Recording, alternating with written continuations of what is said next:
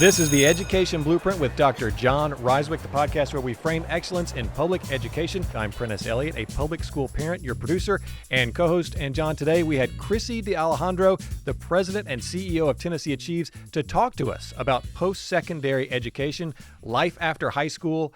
She had a lot of great, useful information, I think.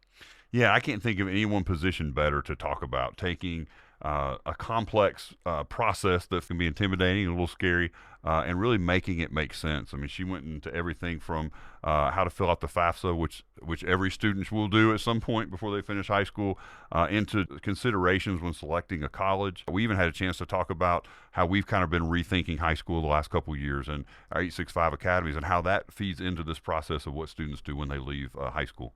Yeah, and something that I found really fascinating and helpful as a parent of 5 kids, none of whom are really thinking about college yet, was she talked about stoking that flame and lighting the fire for exploration of the world and higher education. I think that was really helpful. One of the things she mentioned was that college prep starts in kindergarten. You mentioned it can be overwhelming.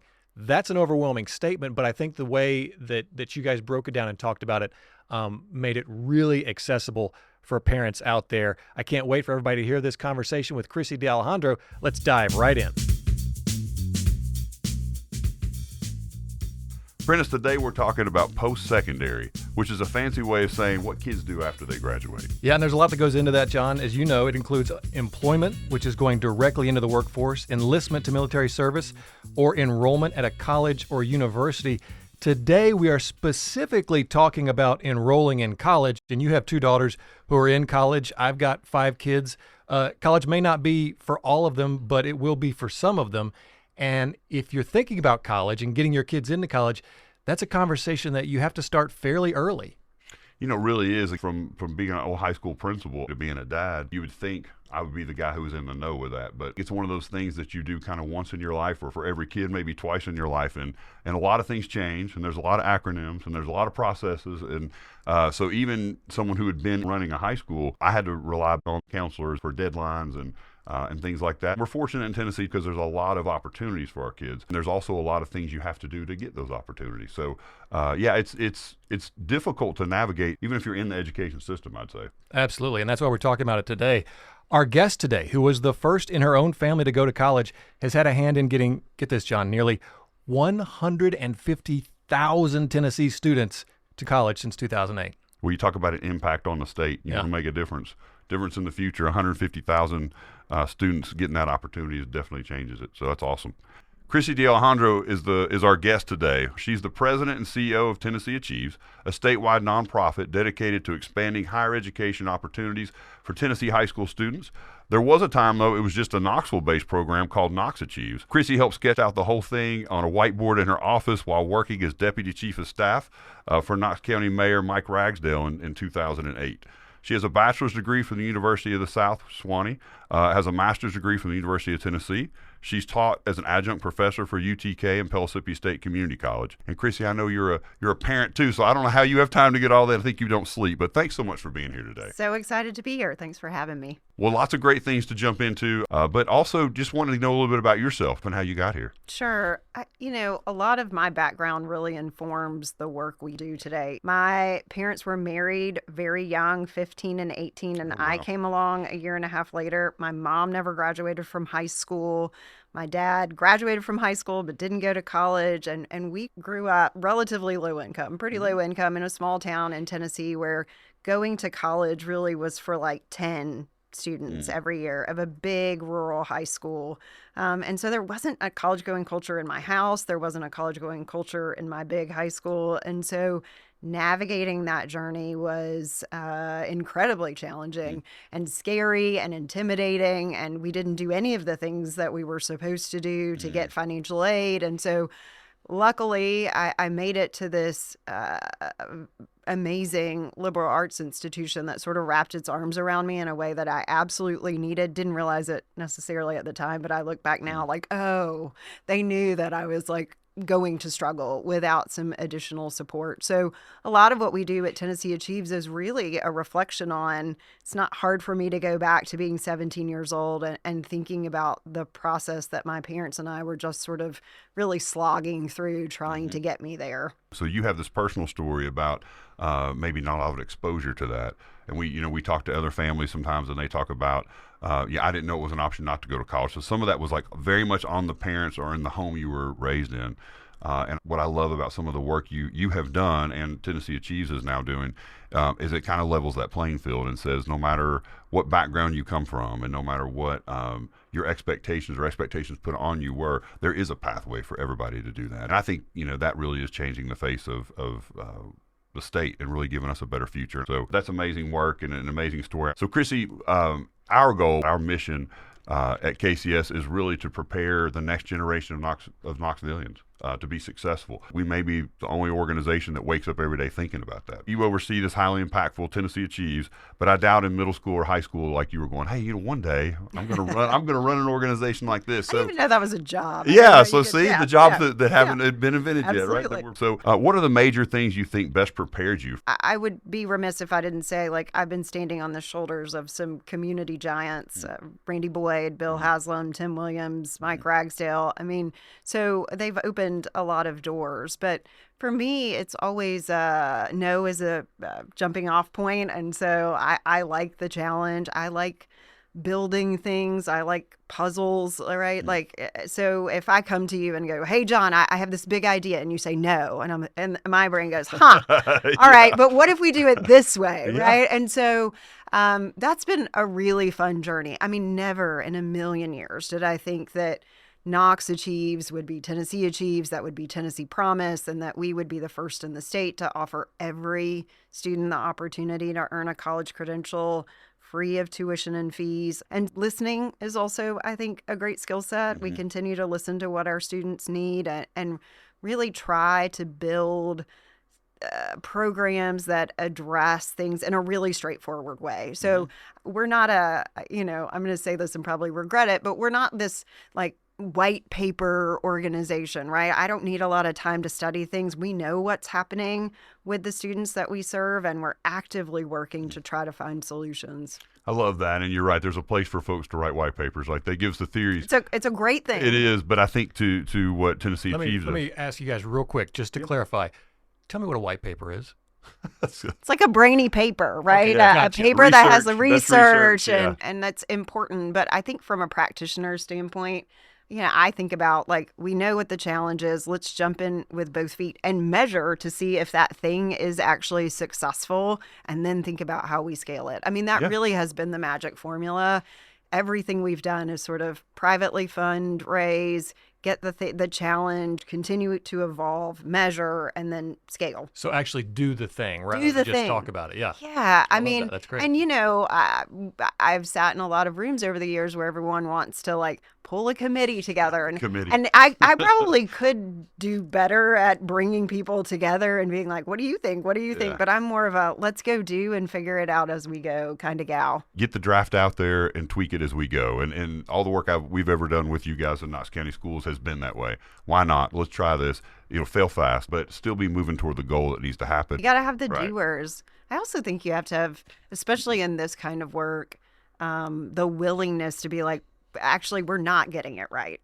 And then you could just do away with that or continue to tweak. A lot of times in education, what drives me bonkers is that we just continue to build and build and build, never really evaluating if what we're doing is working for students. And so we've tried to also be really mindful. Use those dollars and resources in another way. Absolutely. Finite resource, right? Right. So I think it's going to be an interesting topic for our parents and our community at large. Yeah, sounds great. I think this is a great place to pause. Right after this break, we'll talk in more detail about what Tennessee Achieves does, about how to navigate post-secondary enrollment, actually applying for college, and what college even is. But for now, you're listening to The Education Blueprint with Dr. Jon Rysewyk. Coming up on The Education Blueprint. Everyone thinks college, University of Tennessee at Knoxville, which is an amazing institution, but it's not the only path to post-secondary. And later. I think it's just really hard because you hear college is not affordable. And so that is just like, well, I just don't think we can afford it. But there are a lot of things laid out for students and families so that you can, in fact, afford it. Welcome back to the Education Blueprint with Dr. Jon Rysewyk. Today we are talking about post-secondary enrollment. Our guest is tnAchieves President and CEO Krissy DeAlejandro. Jon, and she's here to help us navigate this world. Definitely, and I can't think of anyone better. She's got a lot of experience in this, as we've said. So, Krissy, let's jump in. I think when we're talking about post-secondary enrollment, so maybe let's just start by defining what is post-secondary enrollment. Yeah, it's a great question. I think specifically because we exist in Knoxville, where we have the flagship university for the state, everyone thinks college, University of Tennessee at Knoxville, which is an amazing institution, but it's not the only path to post-secondary. The big tent that we put around college is you have to have a high-quality credential after high school. I would argue everybody needs a high-quality credential after high school, and I know you guys are embedding things in the high schools now, and I think that's amazing that students are graduating with some credentials under their belt, ready for the workforce, but it's about, are you armed with the skills that you need to have a high-quality, sustainable career over the course of your lifetime? That's really what we think about in terms of post-secondary enrollment. There's all this swirl, I feel like, in the stratosphere that there's no value in a college credential or it's too expensive.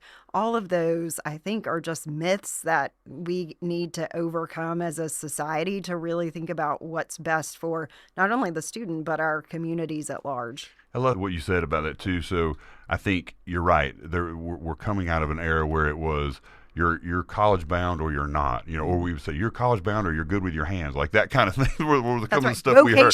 Path. Vocational or academic. And as we've talked to different guests and projecting for the future, it's both. It's not an either or anymore. You've got to have an academic rigorous exposure, and you also have to be good with all the soft skills and all those pieces. And what I hear you saying is what that post-secondary enrollment does, no matter what you're going into, if you're going to be what we call our 3 E's, enroll, enlist, or employ, you're going to need some kind of credentialing, training, certifications. It could be an associate's degree from a place like Pellissippi. You mentioned, great post-secondaries around, largest in the state for community colleges. Absolutely. They do a great job there. University of Tennessee is more of a 4-year. And then we have all these other places like TCAT and different where you can get apprenticeship programs where you can get certifications or go in the military and get things that way too. So it is that understanding that just a high school diploma in the world ahead is not probably going to be enough to earn what you really need to in the long term. So. No, it's just not life-sustaining anymore. And I can't tell you, though, how many students and families I've talked to over the years that will say, oh, my student's not going to college, or I'm not going to college. I want to go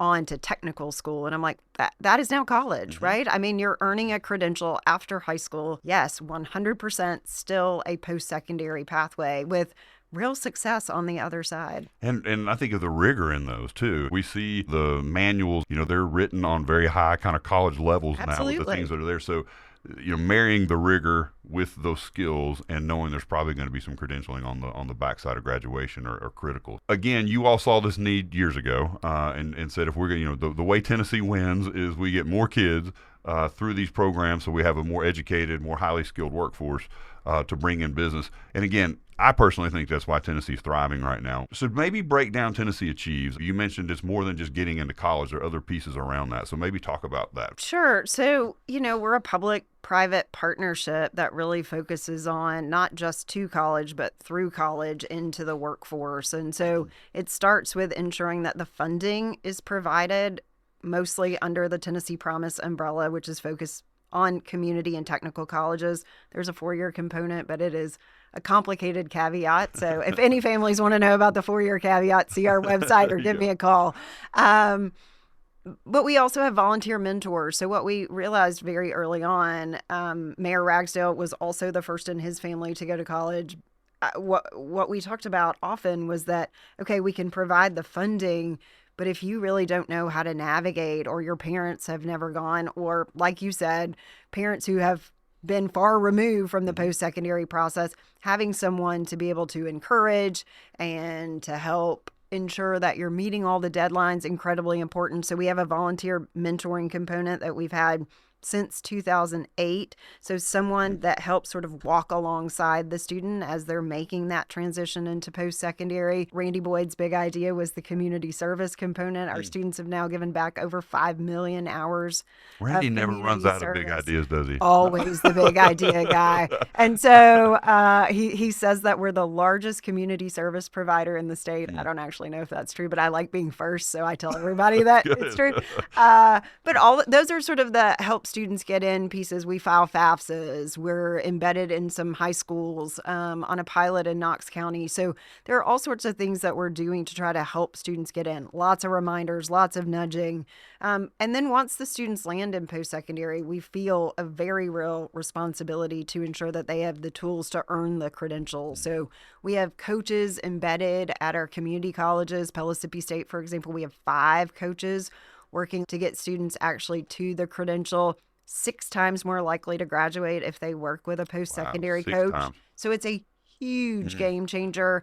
We also have something called completion grants. So if your car breaks down and you need help ensuring that you can get to and from school safely, then that completion grant helps with that. It helps buy your books, costs outside of the things that we normally think about are tuition and fees, but tools at a TCAT can be over $1,000. So very cost prohibitive. So making sure students have access to those sorts of things. And then really some curriculum to try to ensure that students are making smart decisions about what comes after they earn the credentials. So again, it's a real pipeline program focused on high school senior through workforce for us. And somewhere in there, we're also doing some intentional transfer work. So students who are like, gosh, my dream school is the University of Tennessee at Knoxville or MTSU, but I need to start at a Pellissippi State or a Motlow. How can we be a partner in providing that springboard for transfer also? So important, because that's a frustration too. You get on this track, you think you understand it, and then it feels like the rules change to the game when They you go totally to change. I lost this credit. I like how intentional you all have been about thinking about those steps.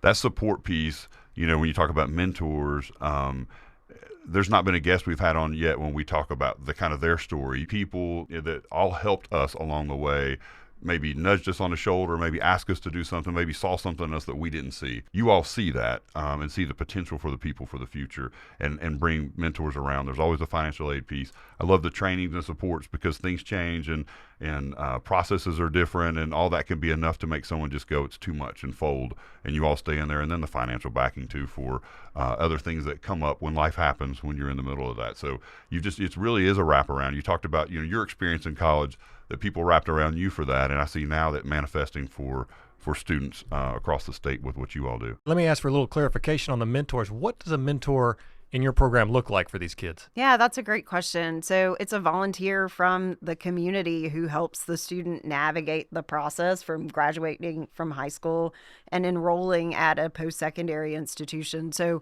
for us, it's everything from encouragement to normalizing. I mean, if no one in your family went to college, like I said, I didn't even know that you could have a job leading a nonprofit. I didn't know that was a real job. And so for us, it's about exposing students to people in the community, but also just knowing that they have someone in their corner, because inevitably you're going to hit a barrier. And so do you have someone on the other side of that you can call?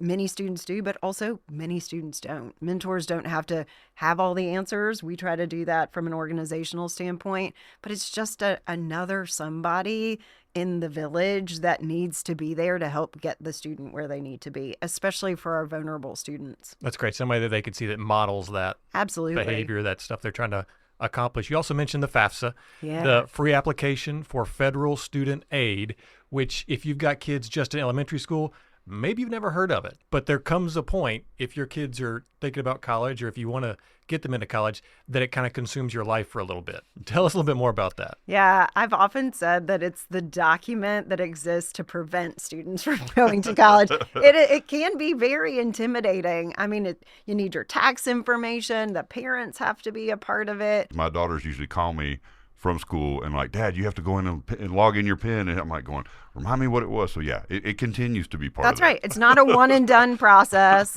but it is your sort of lifeline to all things financial aid. It's, how you receive the Pell Grant. There's state funding attached to it as well. And so it can be an incredibly intimidating process for families. In fact, I was sitting at the baseball field at my son's game last night, and the mom behind me was like, I'm really nervous about filing the FAFSA, and she's an educator, right? And so no matter what walk of life you are, it is sort of a thing that I feel like is like a dark cloud. But ultimately, what I would say is there's more support out there than you can imagine. So if you get in and you realize maybe that you do have questions, or that it would just be nice to have somebody sort of looking over your shoulder to make sure you get it right. The state has resource. tnAchieves has resource. School counselors are also a great resource for FAFSA, but it's a thing you got to get done. That's a great public service announcement. Absolutely. Everyone start training, right? If you have children. I like it. So I think another thing that's amazing about this program is it is for every student. This is not like you're scholarshiped in, or you have to have a 4.2 grade point average to get in, that sort of thing. I think that's great. But I will say, too, just kind of looking at some of the stats, so 88% of tnAchieves students represent vulnerable student populations. Why was that important for you all in this, and just maybe speak to the work in that? Yeah, I can go back to 2007, 2008 when we were first talking about this program, and even fast forward to when Tennessee Promise was coming into play. And the whole swirl was around, like, should we have an academic requirement? Should we have an income threshold? And to be honest with you, I was so against all of those parameters. Number one, I did not want this to be a scholarship for poor kids, because then the students that we wanted to bring into the post-secondary pipeline would see that stigma and maybe not raise their hands to be a part of it. I was a poor kid, and so I could sort of feel that on their behalf. And then the academic piece, we have the Hope Scholarship in Tennessee. It's a merit-based scholarship.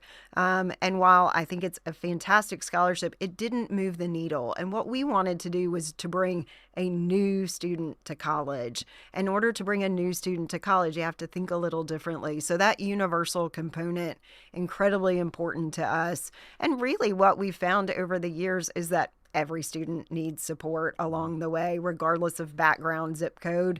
A question will come up, things will arise. I can't tell you how many parents I've talked to over the years that said, my student was going to fill in the blank for your institution. That is no longer an option. It's July. Can we now use this as a plan B? And absolutely. I mean, we'll be your plan A, we'll be your plan B either way. That's really good. It's made a big difference. And I think you're right. If you haven't had someone who's gone through the college experience, it can even be more intimidating. I love the reach to go, no, in this new world, like we said earlier, where you're going to have some kind of credentialing once you graduate high school.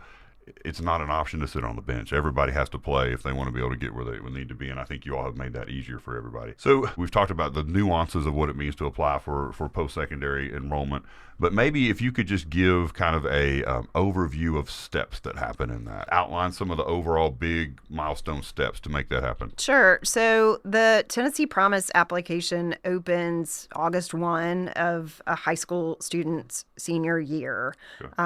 And it's so simple. It really is our effort to capture the means by which we communicate with students and parents. And so it's sort of a raising your hand to be part of the pipeline and the nudging that comes from tnAchieves. That application closes on November 1st. Every year.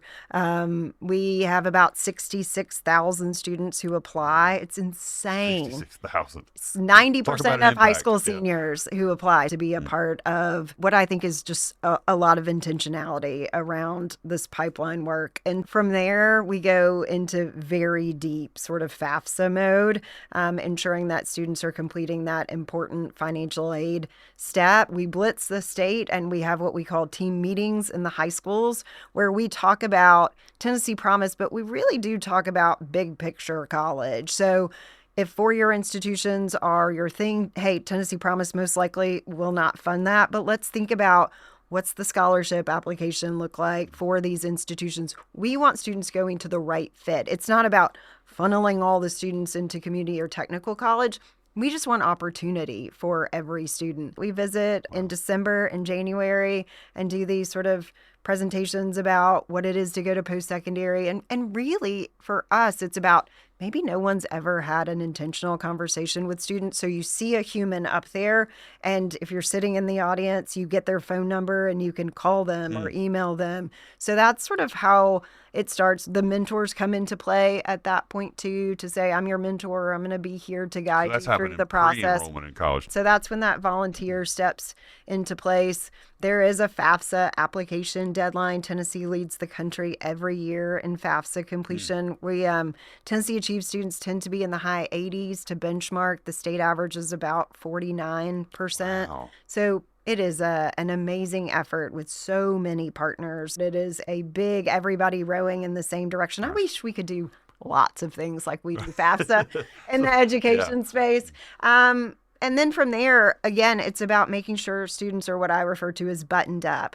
Have you completed a college application? Do you have all your financial aid paperwork in? Have you registered for classes? Some students think it's like high school where they just show up in August and everything's been done for them. And so it really is, we're trying to meet students where they are, where you have some students who really are on top of it and some students who feel like we're starting at ground zero. So good. I think, probably when we were in high school, it was kind of a senior year thing, right? It was kind of like you didn't think about it. You were doing all this stuff, and then it was all of a sudden it was this, hey, everything's got to be in by Christmas, kind of, and you kind of mad scramble, do whatever you could, hope you found somebody who knew what they were doing, and got that done. And the work you all have done is you've been able to push this back now and say, this is a pretty big decision. This is kind of the rest of your life and how you finish up some of your education.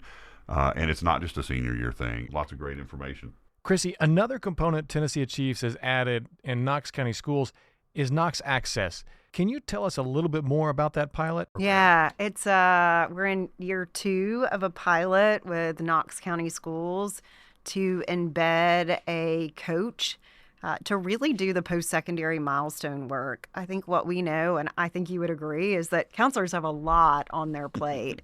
And we continue to really bombard them with, we got to make sure all the FAFSAs are filed. We got to make sure the Tennessee Promise applications are in. And so thought, wait, can we be value add if we actually send someone there to do all of these things with the students as opposed to just bombard the counselors with making sure on top of all the other things that they have going on. It's been really successful to make sure that every student really has all the boxes checked. I do think that you can move from box checking to culture shifting. I think we're a complement to the 865 Academy work in the fact that yes, this is about bandwidth for counselors, but it's also really sort of a team effort, thinking about how every student can have this post-secondary conversation. And not that Knox County Schools was not doing this work. It just, again, speaks into this idea that we need a village approach to this, and Access really is like another person in the village. Well, and I'll say this, we can't do it without partnerships. And people do have a lot on their plate, and you all didn't just call it out, but then brought people in to help, what you said, with the box checking and so we're able to hit our goal of 70% by 2024 with your all's help, and and we're not done yet. We'll continue in that, and to think differently about what it means to individually counsel every student. We now have a ton of data about individual kids, where before it was more like, here's what you qualify for based on what the state curriculum is. And now we're going, we have so much more information. So those counseling conversations are looking different based on, you show this aptitude, you have this ability, you probably need to take this class. It's very different than here are the classes you can choose from.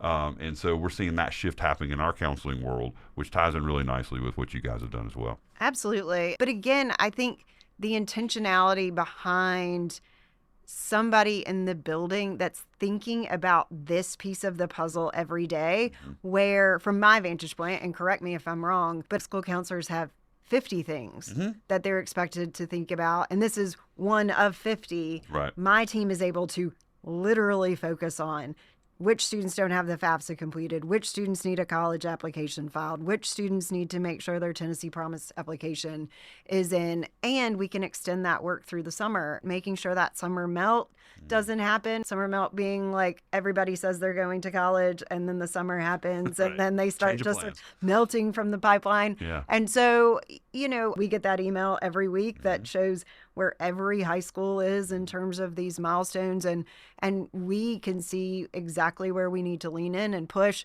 And I think that's all good at the macro level, but when I talk to my coaches, they're like, oh yeah, this student, this is going on, and that student, this is going on. So I do know that that relationship building is happening also, and I think that's when the culture shift starts to begin.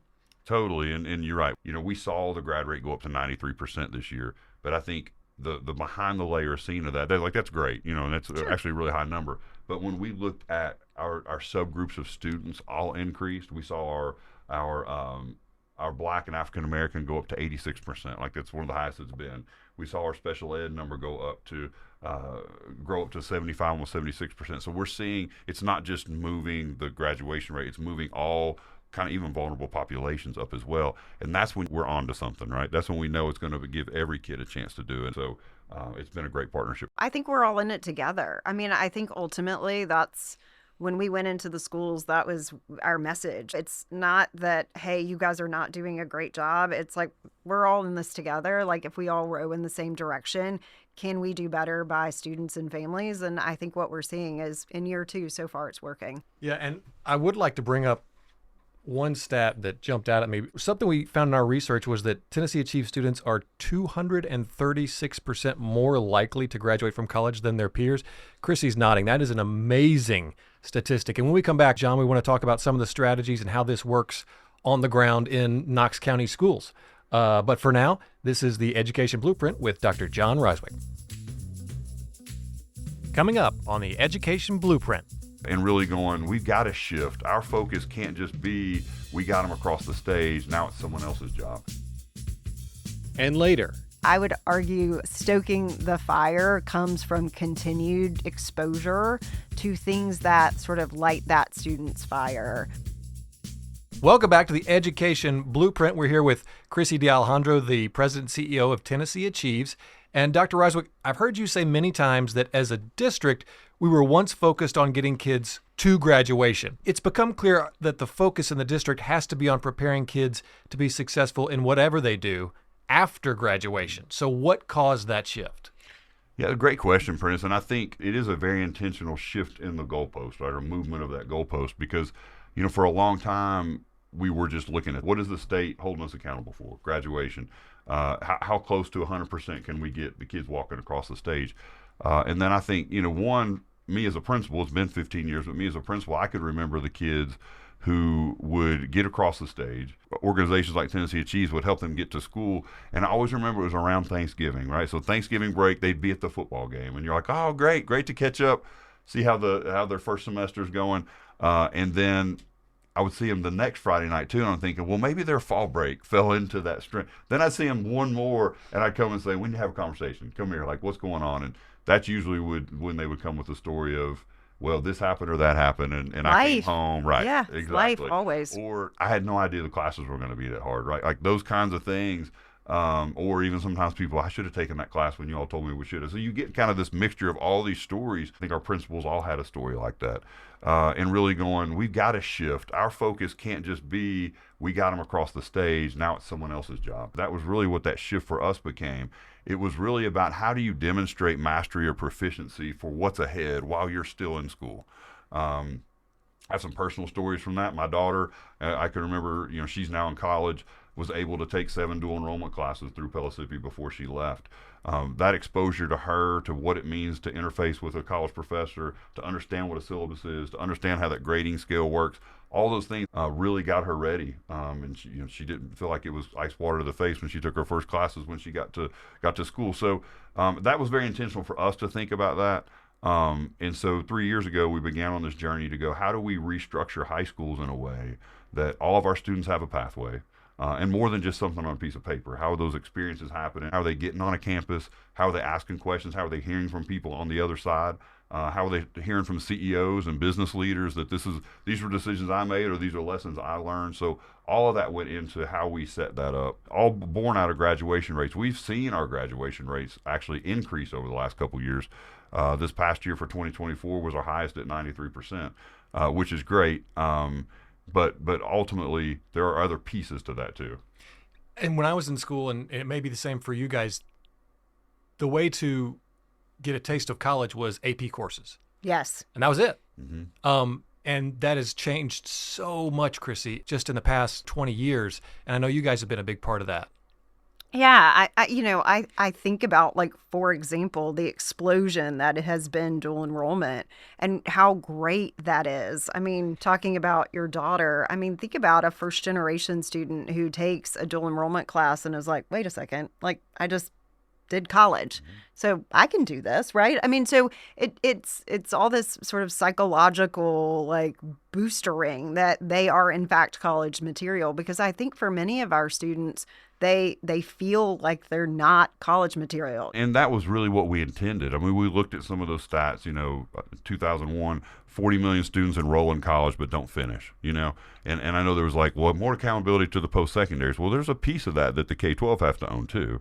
That are we sure our kids are ready, and are we sure that they have exposure to those high rigor classes? Are we counseling them well while they're in? That this was your aptitude test, this was your achievement ability, and instead of taking that college prep level, we're going to ask you to take an AP class. We're going to ask you to take an honors level class, and that whole stretch while they're there. All those are the things that prepare. It's not always what you score on that AP exam or that IB exam or that dual enrollment class. If you make a C, there's still exposure to that high level rigor that you're going to have to do.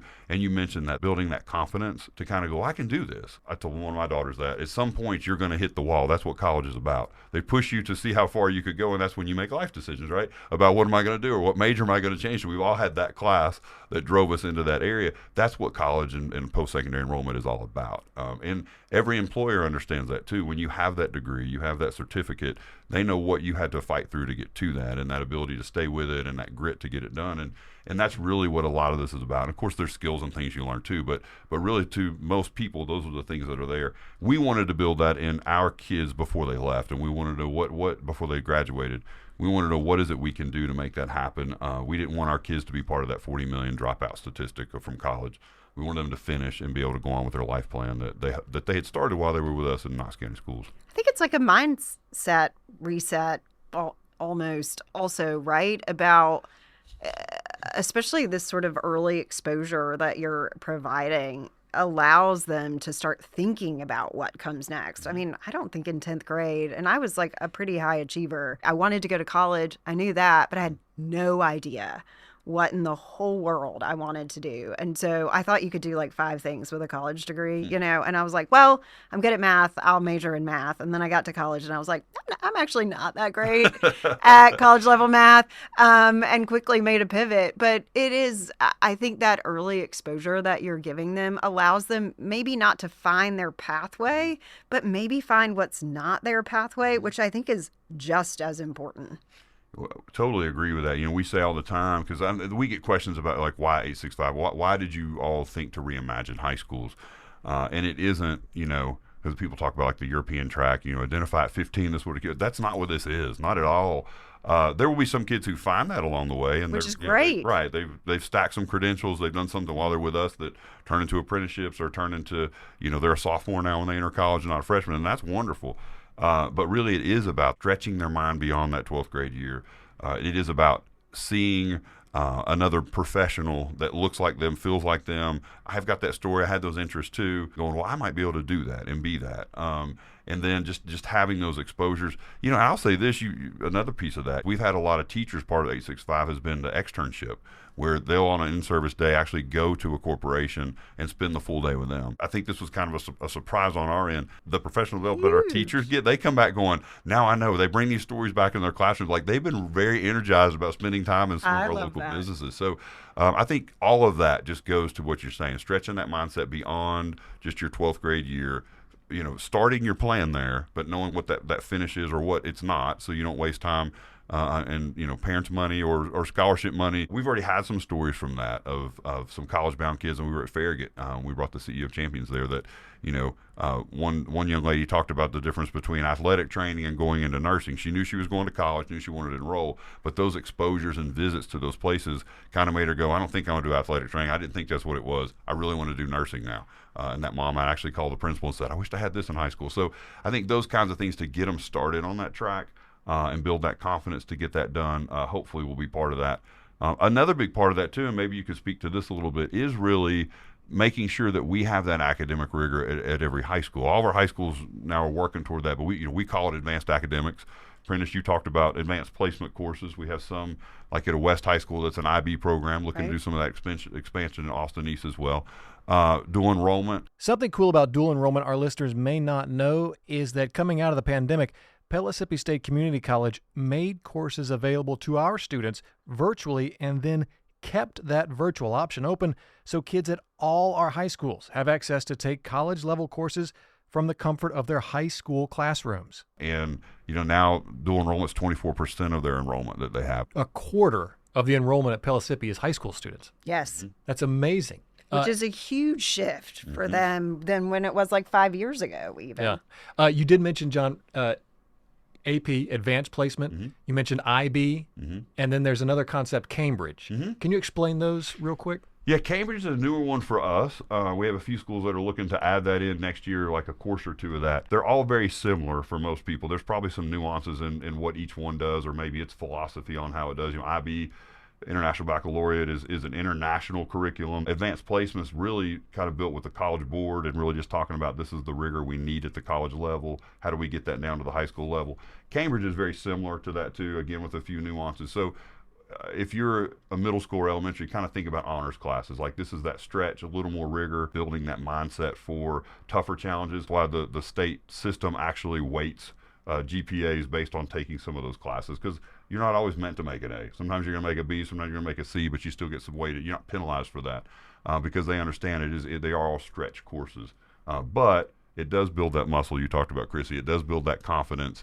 I know we've had kids that have actually come back that have said, wow, my freshman biology class was easy. Like it was more of a review for me. Like how that kind lovely of thing. is it That's to amazing. hear that? Yeah, That's that is so like good. the biggest compliment It is. for a school system, right? Yeah. But we're starting to see places where we have pathways and exposures and opportunities in every one of our communities in Knox County Schools where we are addressing that. What my goal would be in 5 years is that no kid comes back or makes a change because we didn't get them ready. Tell me about the role that guaranteed experiences play in that.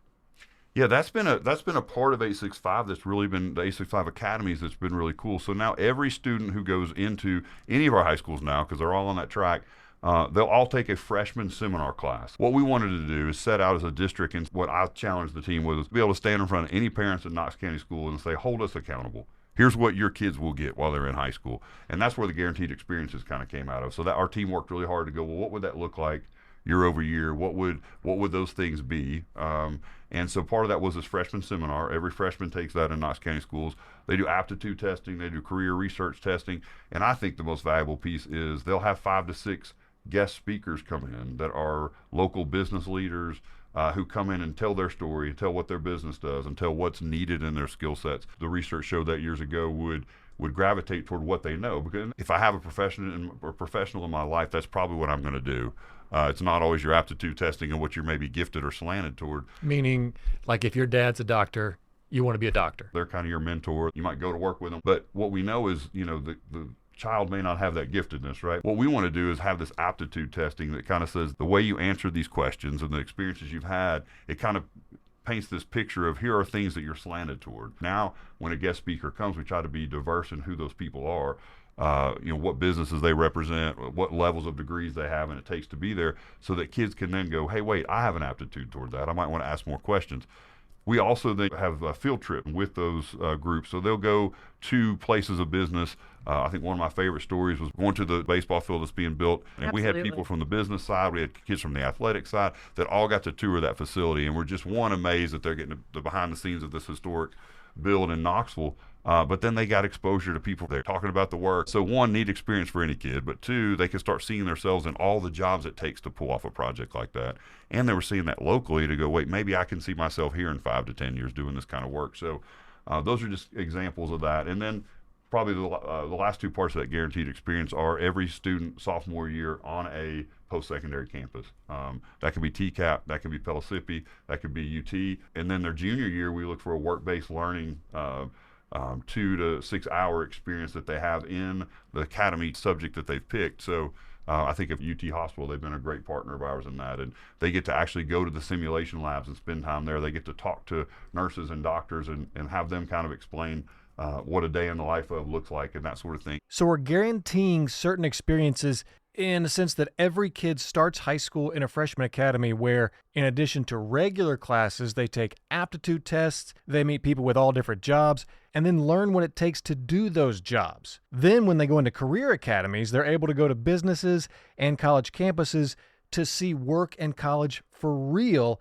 Then later through job shadowing and work-based learning, they're actually able to do that work. That's awesome. Our hope is through all of that they've got a pretty good exposure, pretty good what we don't want to do, pretty good about, hey, this is interesting, I want to pursue it at the next level when I go do these kinds of things. I think this is a great place to pause. When we come back, I want to talk about what higher education means for those individuals and what it means for the larger community as well when more people are taking that path. But for now, you're listening to The Education Blueprint with Dr. Jon Rysewyk.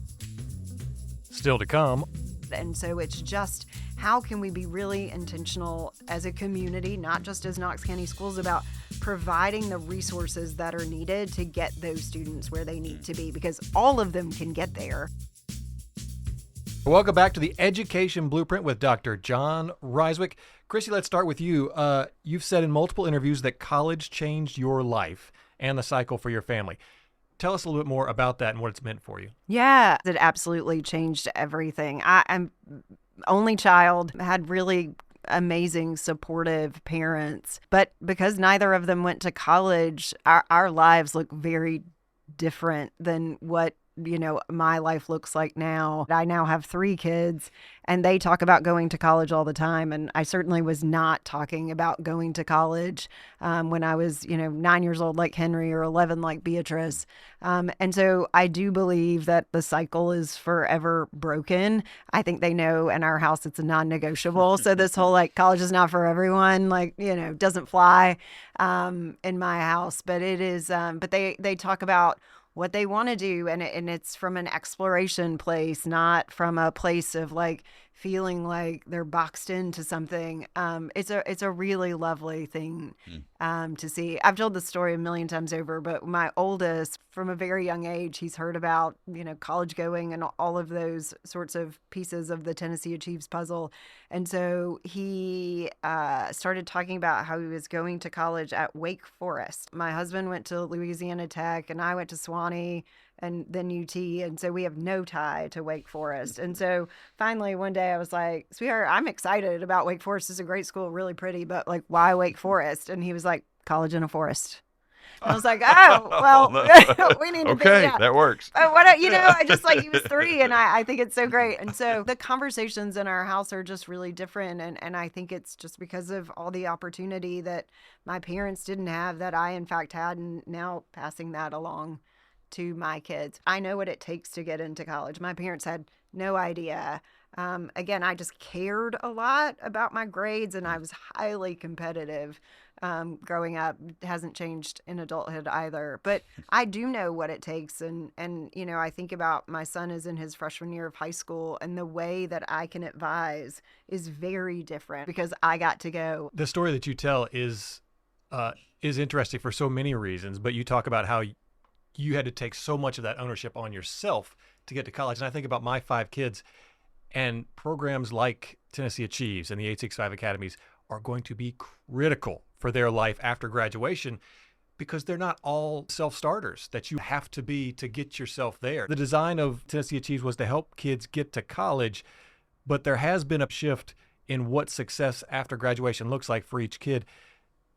Talk to us a little bit about that, Dr. Rysewyk, from the school's perspective. Yeah, I think you can see, you see some of these things, and we talked a little bit earlier about it was always kind of two-track system. Either you're going to do this or you're going to go to college. And what we've seen over the last decade is that's very blurred now. You've got to have both the rigorous exposure to high academics. No matter if you're going to go straight to employment, you're going to enlist, you still have to have those skills because when we talk to recruiters for the military, they're talking about these are highly technical jobs now too. They're not. There's not really a lot of employment in the future. Well, you don't have to have any skills, so it's critically important that they have that, and then also have the ability to do what they want to do and things they have an aptitude for. So I think that's the shift. It's no longer do people need post-secondary. Everyone needs post-secondary, and we have some stats around that. Just looking at what their future in earning potential is. Absolutely. Bachelor's degree alone, I think we're $30,000 more per year. When you get into advanced degrees, you're getting like the $50,000 additional. And really, that's what we want. We want folks to be able to maximize their earning potential in areas that they have gifted and talent for. And if you want to reach high schoolers, talk to them in cash. Yeah, that's a great point. It is a great point. Yeah. Talk to them about the difference in the car they can drive, right? I mean, it really is those sorts of things that can be incredibly motivating. And so, thinking about long term as opposed to this sort of right now culture that I don't want to go right now. I'm kind of overstudying. And so, I mean, we really do try to talk to students we hear you, but 10 years from now, your future self will thank the person that's making some tough decisions.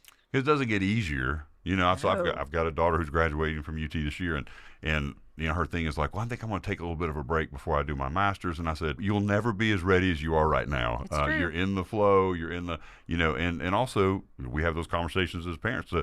You want to maximize your earning potential, whether you use that right now or not. In 5-10 years, when that is needed for the next step, you're going to want to have it. So you're really not done just because you finished maybe that first credential or that first degree. You do need to think long term at that point, and kind of figure out what you want to do with it. And college can be fun. I mean, right? You have exposure to people. I taught at Pellissippi for 3 or 4 years, and I think about the students in my classroom. So I had an 83-year-old student in a classroom, and I taught political science, and I thought I'm teaching theory about something that he's actually lived through. So it was this amazing perspective. For the most part, I had traditional age college students, but then I had Norm who could really sort of color in for these students. And I think what a gift he was in that classroom to be this is sort of how it felt, and this was the atmosphere at the time.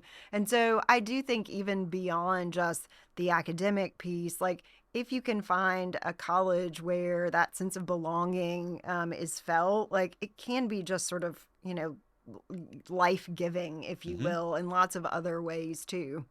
Yeah, it stretches every individual. I mean, that's the whole purpose of all this post-secondary is it pushes you beyond your limits maybe you have for yourself, and you learn a lot about yourself. I think those things are critically important. We're talking about this on the individual basis, but we've kind of taken this big vision for Knox County Schools again, that we are preparing the next generation. People are going to move to Tennessee. They're going to want to be here. Large corporations that we're now seeing become a reality. And the first question we get from these large organizations is, what is your workforce? What is the education level? Are we going to be able to find these workers? How can we be involved in your school system? We don't want to just be a check writer. We've seen examples where some right now are coming from out of state, and they're actually kind of adopting a school and willing to put millions of dollars into a program because they understand that investment for their future too. So it is about the individual and their earning potential, but it's also about the overall health of our community in a decade. Oh, absolutely. I mean, again, when we started Knox Achieves, it was very much a workforce development initiative because it was about a new student in the pipeline. Same for Tennessee Promise. When I was sitting in committee testifying on how this little nonprofit that we had been operating for the last 6 years had been doing, when I got the pushback about, ACT scores and those sorts of things, I said, do you want to send the same student to college that would be going anyway? Or do you want to bring a new student into the post-secondary pipeline so you have a more educated workforce on the other side? I mean, I believe that's the argument that got us there. For me, it's this is really about economic viability as much as it is, quite frankly, doing the right thing by students and families, right? That leveling the playing field is very much an ethos that Tennessee Achieves, but we take very seriously our role in building Tennessee's future workforce and how we can help get more students in and more students through and into these jobs. And it does start, though, with these partnerships with local school districts. I love that. We're on the same page on that. Like, that's an easy vision to get behind. And I love it when it's the right thing to do and it helps economically for the future. It's like, win-win. how can you not be on board with that? I appreciate that Tennessee Achieves has continued to evolve with the changing times. You know, it is about enrollment, and we've made it kind of a case. This whole episode have been talking through why everyone needs credentialing post high school, no matter what you're doing. So we're saying definitely post-secondary. It doesn't all have to be 4-year university, but there has to be something post-high school. Well, maybe let's talk a little bit about the next goal. I believe, like, put something out there. And even if we don't hit it, what have we learned along the way? I know that's not always like everyone's favorite thing to do is like not to hit a goal, but I think sort of start to move in that direction. Like, we should really embrace it as a community. And so it's just, how can we be really intentional as a community, not just as Knox County Schools, about providing the resources that are needed to get those students where they need to be, because all of them can get there. 100%. I think the strategy moving forward is going to be interesting. It's not going to be a silver bullet that comes and changes things at this point. It's going to be about doubling down on what we're doing and making sure that nothing's getting in the way. Have you found that silver bullet yet? I would really like you to. Would like to have some silver. It's just usually getting back to the basics and hammering it out every day. And speaking of that, when we come back, we're going to hear from Krissy about some of those basics for parents and what they can focus on with their kids as they get them ready for life after high school. But for now, you're listening to The Education Blueprint with Dr. Jon Rysewyk. Still to come. I would argue stoking the fire comes from continued exposure to things that sort of light that student's fire. Welcome back to the Education Blueprint. Krissy, to our audience right now, what advice would you give to our students and families who are just beginning this process for college in Tennessee? And some more people go outside, but I know specifically in Tennessee. Yeah, a couple of things. I think number one, take a deep breath, like buckle in. It does not have to all be done in one night. I think that's an incredibly important piece of the puzzle. I think also holding space for your student to have some exploration period. And most likely that needs to happen prior to the senior year. So if you can go on those college visits, I love that 865 Academies is giving that initial exposure, but, step onto a technical college campus, step on a community college campus, a 4-year campus, see how those feel to the student. I mean, I think about my own journey. I made it to a post-secondary institution that was actually smaller in student count than my high school. I think I would have been swallowed whole had I just jumped at a University of Tennessee of Knoxville sort of big school. But I think about my 15-year-old, he's only going to be happy at a large SEC school, right? So really giving that time for exploration provides students with, quite frankly, a roadmap for success. Because if they go to a place that does not feel like a good fit, that is going to not work out most likely for them long term. I make sure you're thinking about the financial component of this. It is not out of reach. I think it feels very scary. And again, the national narrative is that college is so not affordable and loans are scary. I took out personal loans. I'm not suggesting that that is something that every family has to do, but giving yourself some wiggle room. Tennessee Promise is going to foot much of this bill for students attending community and technical college, but this financial piece comes with filing that FAFSA. So know that that is coming for you and start really thinking about that. I just want to say this. I think a lot of people don't get this because, again, until you have a junior, senior in high school, the folks who had the forethought in our state to actually invest in post-secondary opportunities. Hope scholarships aren't in every state. These Tennessee Achieves is not in every state. So we are one of the states that actually there is no reason that you wouldn't go on to post-secondary. Community college, that's paid for the most part. And I think some people don't really understand like what gift that is. So that's important. I think the paperwork. I think it's just really hard because you hear college is not affordable. And so that is just like, well, I just don't think we can afford it. But there are a lot of things, as you said, laid out for students and families so that you can, in fact, afford it. I would also say an incredibly important piece of this puzzle is checking your email. It sounds so insane, but if your student applied for Tennessee Promise, Tennessee Achieves is going to email both the student and the parent every week like clockwork. It's Monday email is what we call it. Every Monday we go through exactly what the student and family needs to know that week about the post-secondary process. It also reminds students and families of deadlines. And so if you're a high school senior, regardless of where you're planning to attend post-secondary, puts you in that sort of let me remind you, because life is really busy, and we all need those nudges and reminders. Definitely. I love what you said about the family part, because you're right. As a school system, we're trying to get kids exposure on those campuses. We want to make sure that happens.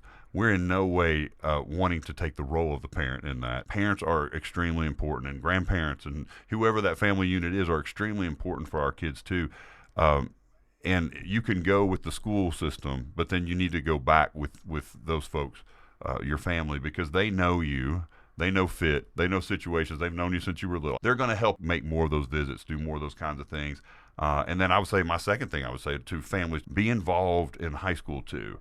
Set that meeting with the counselor. Talk about the rigor of classes. Ask, well, why wouldn't they take this class instead of that class? Well, how do you know that's the level of math they should be taking? Why are they taking geometry now? I mean, you can ask those questions, and our counselors will have those answers. You're both saying it's a team effort. Take advantage of the resources, but also do it as a family too. Ask questions and just know it's a big, sometimes intimidating process, but there are a lot of people working to make it manageable. I want to be selfish for a second. Do it. I've got two in elementary school. What do I need to do right now to start them in preparation on this journey? Yeah, I mean, I think in elementary school, it's really like giving them that solid foundation that the school system is. I think about like students on the other side who don't have great reading skills or writing skills. I mean, it's really fundamental. I mean, someone asked me recently, I was in DC, and they were like, if you could roll all the way back, what's the most important school year to really start thinking about post-secondary? And I said,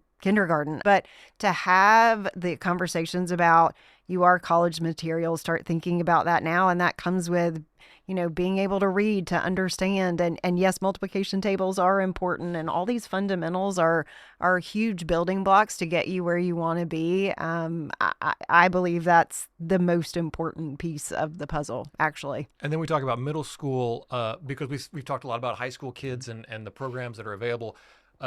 One of my middle schoolers was going on a field trip to TCAT, the Tennessee College of Applied Technology. He was not excited. All he saw was college. He said, I'm just not interested. I said, find one thing, bring it back to me that you think is cool. And he came back and he said, welding. It was awesome. There was fire. I was like, that's amazing.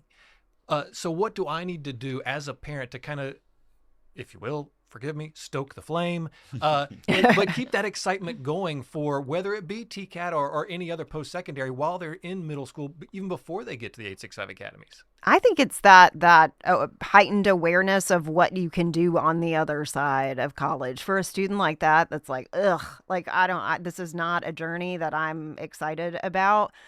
I don't know anyone that doesn't go to the TCAT and get excited about welding. I mean, it is pretty cool to watch all the sparks fly and whatnot. And so I would argue stoking the fire comes from continued exposure to things that sort of light that student's fire. We see time and again students who actually get exposure to the TCAT their high school senior year that had no idea that these sorts of roles existed. And it's like a light bulb has gone off for the first time. I'm glad they're getting earlier exposure now here, but for a lot of places, they didn't even know that existed. And so I think it's incredibly exciting that students now have all these various paths that they can pursue. Like my dad was a mechanic. His job for the most part was like greasy and dirty. And, like he came home smelling like Bondo, if anybody even knows what that is, every day. But that's not what these jobs are anymore. So, the critical thinking and the foundational components are also a big piece of this puzzle. That's fantastic. Yeah, I just want to say thanks for coming in. Thanks for your time. Thanks for what you do. It's great to hear your story, but what I love about you and have always admired is you've done something with that to inspire you at a large scale to do something for a lot of people. You didn't just keep that story as your secret and pursue something on your own. You've continued to give more and more students opportunities in the state, and we're always happy to partner with you, but very appreciative that you're in our community and the leader that you are. Yeah, no, it's been so fun. This is my 18th year. Wow. And what a great adventure. And there's still a lot of work to do. So we're only getting started from where I'm sitting, but excited to be here. Thanks for having me. This was really fun.